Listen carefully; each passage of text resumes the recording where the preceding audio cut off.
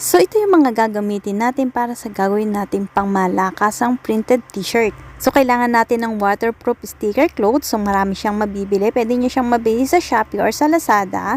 And then, kailangan din natin ng mga plain t-shirt, yung mga hindi nyo na ginagamit, or pwede rin yung mga bago. And then, syempre, yung ating pangplansya, pangmalakasang pangplansya.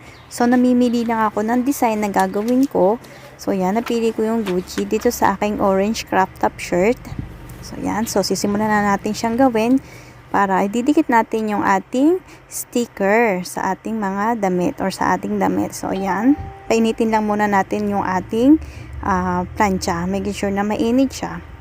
And then, ilalagay natin yung ating sticker. So, make it sure na nasa gitna siya or kung saan yung mga gustong design na ilagay yung ating sticker. So, ako, I prepared na ilagay siya sa gitna sa medyo taas-taas naman. So, ngayon sisimulan na nating ilagay yung ating waterproof cloth sticker. So, yan. Ilagay ko siya sa may gitna. And then, ilagay yung ipatong yung ating plancha. Make it sure na yung plancha is sobrang init bago nyo ipatong. So, merong konting mga magbababos-babos. So, at first na natakot ako kasi akala ko nasunog na, pero normal lang siya. Normal lang siya magbababos-babos. Pero hindi naman siya nasusunog. So, gawin natin to or ulit-ulitin lang yung pagpaplansya ng ating sticker sa ating damit for about 5 minutes para sigurado tayo na kumapit na talaga yung ating sticker.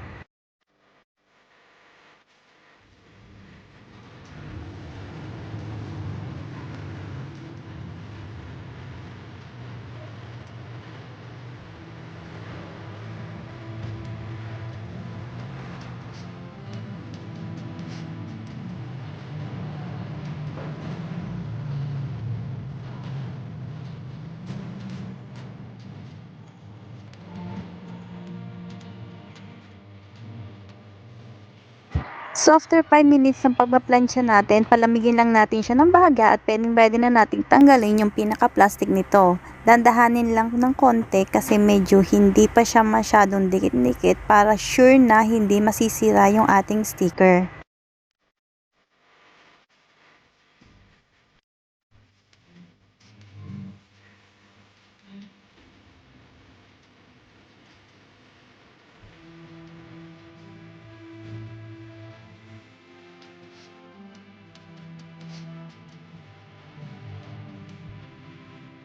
At ayan na nga, tapos na nating tanggalin yung pinaka-plastic ng sticker. So, next step naman na gagawin natin is kailangan nating patungan ng bond paper or typewriting and then saka natin painitan. So, dito yung aking plancha is nasa mababang temperature na ngayon.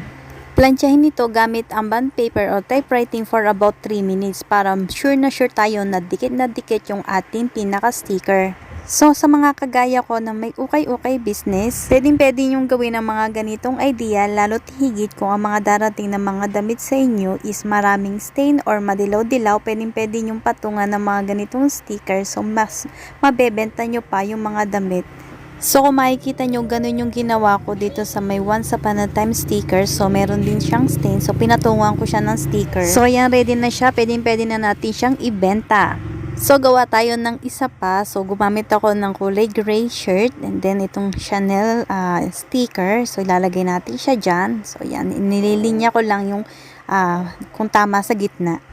So, same lang din ang process ng ginawa natin sa nauna natin t-shirt. Yan, ipapatong natin or ipaplansya natin yung ating mainit na plansya. So, yan. So, dandahanin lang natin kasi medyo manipis yung ating t-shirt na to. So, ating pastil, 5 minutes, ipaplansya natin siya for 5 minutes and then saka natin tatanggalin yung pinaka-plastic nito. So again, don't worry about the bubbles. So normal yon. So ganun talaga siya once na ginagawa natin yung lalo't pinaplansya.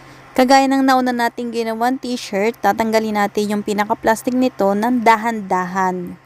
Yan, dadahan-dahanin natin yung pagtanggal. Dito kasi medyo madali lang kasi isang straight lang talaga siya na sticker. Hindi kagaya nung naunang Gucci na may name sa baba. So, dahan-dahanin lang natin talaga.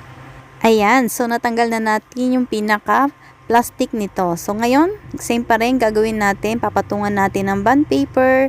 And then, paplansyahin natin para uminito or mas dumikit yung pinaka-sticker. So, yan, gamitin natin. Bagong bond paper yung gagamitin ko. So, yan. Gawin natin to again for 3 minutes. Yan, para mas dikit na dikit.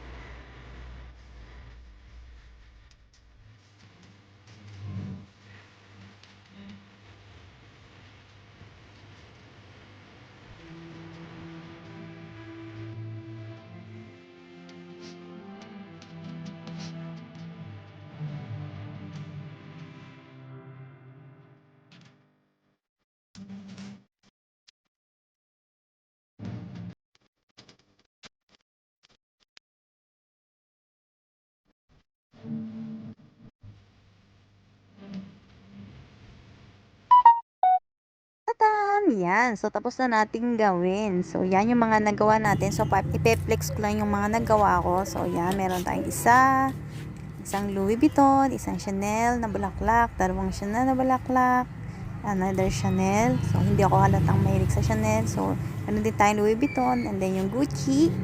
Yan, sorry kung blurred. Yan, and then syempre yung ating example na gawin kanina, yung ating Gucci na may stain. Yan, so yan.